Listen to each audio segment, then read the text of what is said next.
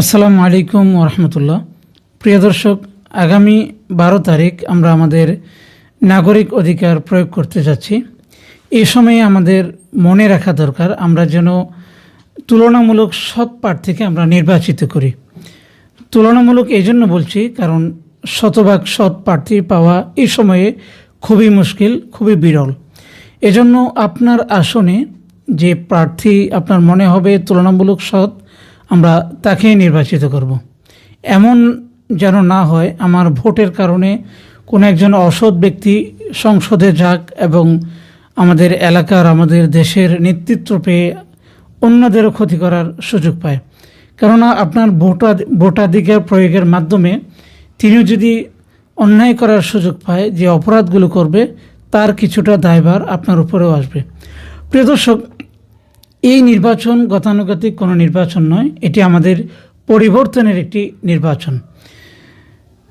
5ই August আমরা যে বিপ্লব ঘটিয়েছিলাম, আমাদের যে 2000 ভাই বোন শহীদ হয়েছে, প্রায় 30,000 ভাই বোন আহত হয়েছে, যারা রক্ত দিয়েছে, তাদের যে আত্মত্যাগ সেটা বাস্তবায়নের চূড়ান্ত সময় এই নির্বাচন। এই নির্বাচনের মাধ্যমে আমরা যদি যোগ্য কাউকে নির্বাচিত না করি, তাহলে আমরা যদি গতানুগতিক ধারায় ফিরে যাই, আমরা পূর্বের সেই ধারায় যদি ফিরে যাই, তাহলে এই রক্ত, এই প্রাণ, এগুলো সবগুলোই বিফলে যাবে। এর কোনো অর্থ, এর কোনো ফল আমাদের দেশ, আমাদের জাতি ভোগ করতে পারবে না। আমি বিশ্বাস করি প্রতিটি আসনে তুলনামূলক সৎ প্রার্থী রয়েছে। অনেক আসনে ওলামায়ে কেরাম রয়েছেন। আপনারা ওলামায়ে কেরামদেরকে প্রাধান্য দেওয়ার চেষ্টা করবেন।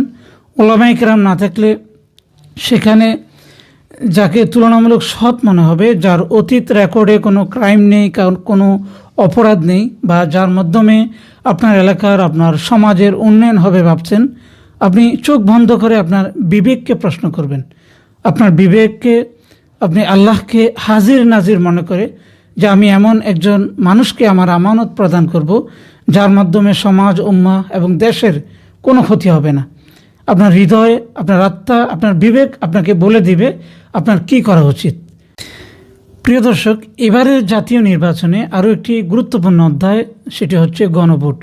এই গণভোটে আপনি হ্যাঁ দিবেন নাকি না দিবেন তা নিয়ে অনেক বিস্তর আলাপ আছে, অনেকেই পজিটিভ নেগেটিভ মন্তব্য করেছে। আমি পার্সোনালি আপনাদেরকে পরামর্শ দেব, আপনারা সকলেই হ্যাঁ ভোটে টিক চিহ্ন দিবেন, হ্যাঁ ভোটটাকেই চয়েস করবেন। কারণ এই গণভোটেই আমাদের জুলাই বিপ্লবের জুলাইয়ের যে দাবিগুলো, সেই দাবিগুলোকে বাস্তবায়ন করবে। আর যদি গণভোট এবার পরাজিত হয়, হ্যাঁ ভোট যদি পরাজিত হয়, তাহলে